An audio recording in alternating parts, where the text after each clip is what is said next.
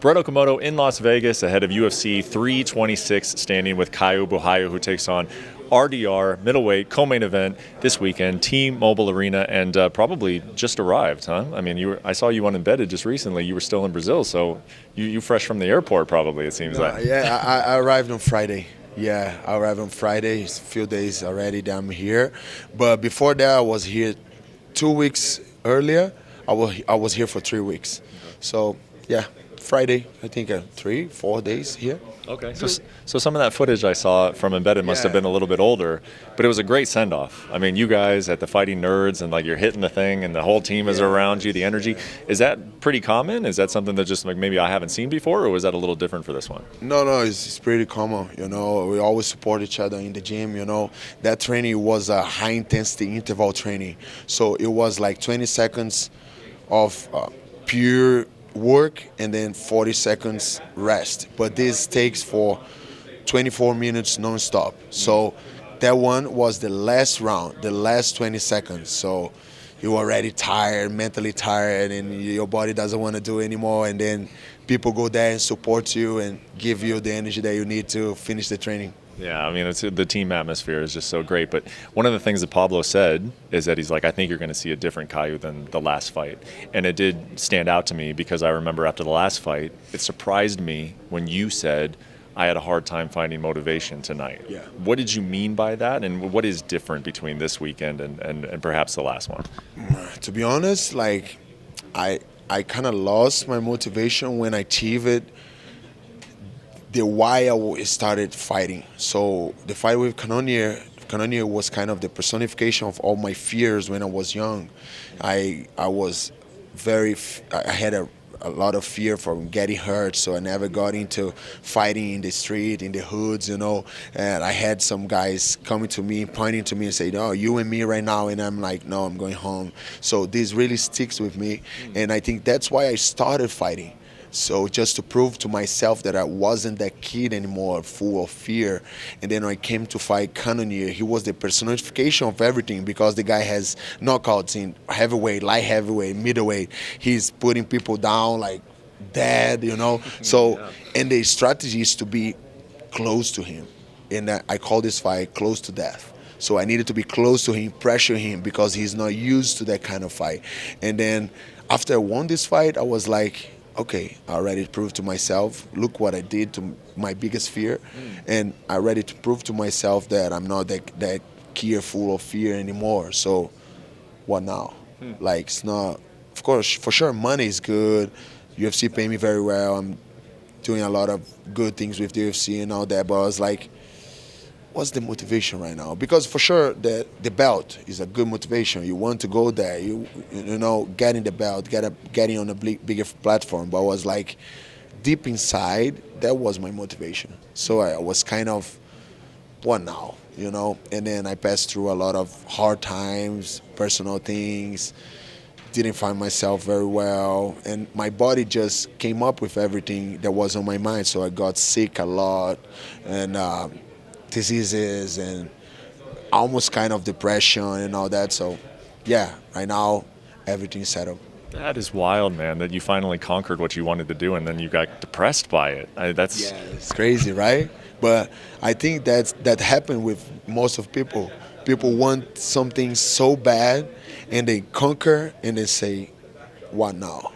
Like, I think this happened to a lot of people, I think. So what now for you then? Because, you weren't able to answer it on your last fight, but now it seems like, hey, like now I'm aware of it. I'm aware of what happened. So how were you able to recalibrate and like what is the motivation now? Right now, my biggest motivation is to inspire people with my history and my resilience history, that you can be up and down, and for sure fulfilled to my family and for my future right now. Like, that was always there, but I was just not seeing that the way I needed to see. Right now, I really took it for granted.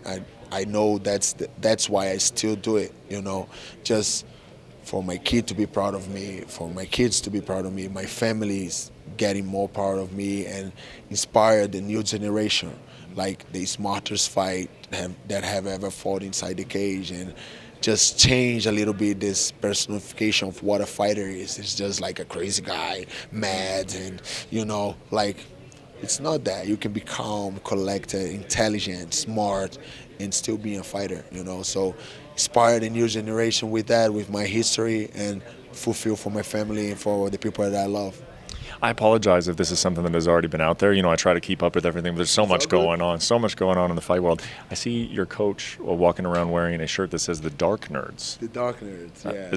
Is this something new, or what does this mean? No, this is another side of the fighting nerds. Is from Flavio Alvaro, because Flavio Alvaro is one of all my coaches. The black guy. Yep. He's like, he never smiles. Well, even after winning a bonus, he never smiles. Mm-hmm. And I don't know if you people know, he's from Brazil. I think he's the guy with most fights. Mm-hmm. I think he fought like almost 80 times in Sherdog and Topology. I think there's like 70 of his fights. He fought with no gloves, no rules. You can do like headbutts. He fought like in a pool empty, with no water. And bro, it's crazy. So he brings this energy, of the dark nerds, and I love it. I love it. It's you need to put it together, the two energies, they're like cool guys and smart and smile and but the dark part too, the anger a little bit more,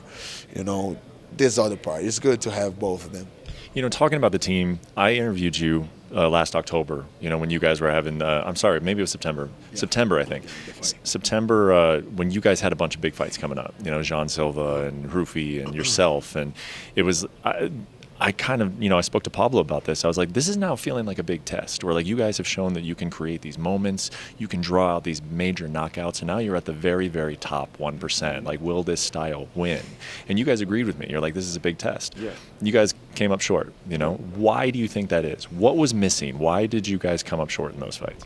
I feel like when you're fighting on the highest level, the results can come like this, This is normal for the sport. But to be honest, I think there was a disorganized growth of the team. It was so fast, so big, and the guys that was fighting was getting like big stars and with a lot of fans. And I think we kind of disconnected a little bit with our coaches. You see Gene Silva saying about after his fight that he didn't hear the coaches and all that because we thought that we could do it our way. So in my backup, from the title, I didn't ask them what if I should take it. I just came to them and said, I took it, let's do it. And they were like, okay, we're with you. So that kind of disconnection happening a lot, and I think we needed all these defeats came up short just to get connected again, I'm sorry, just to know who we are and what brought us here is the unit, so that's what we did. You need a drink of water real quick? Seemed like you got something there. Well, do you need something? Yeah? No. All good? I've only got one. Yeah. I've only got one more for you. Then I'll let you get out of here. What kind of fight are you anticipating? Because I saw in one interview, I think it was with Steak actually, is that you said, grappling. I saw what the challenges that RDR had in his last fight with the grappling. I can do that. I'm actually a grappler at heart. Are you coming in here sort of? Do you tip your hand a little bit? Do you think this is a grappling heavy, getting back to your roots a little bit, or what kind of a fight are you expecting with him? No, I want to strike in this fight.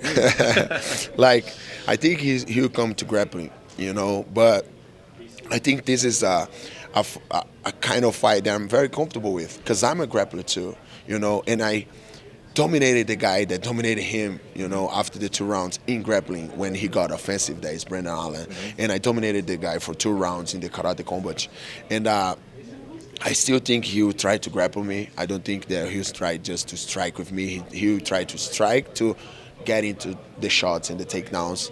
And I think I'm comfortable with that. Like I came from it. I was a grappler. I started judo at 6 years old, and then jiu-jitsu at 18. I think like 15 years ago, I'm a black belt and everything. So I'm very comfortable with this fight. I think it's a great matchup, and the fans can expect a great one. Yeah, I can't wait, man. I'm very much looking forward to it. I know that you guys are each coming off of a loss, but as I was looking at it, I'm like, this still might be a title eliminator, between two guys, because you guys are just, you've had so much momentum before those, and then everybody expecting a big comeback on Saturday. Can't wait for it, man. Get some water and get on with the rest of your interviews. And enjoy your week, man. Appreciate your time. Thank you, so Kyle. much, man. Thank you so much.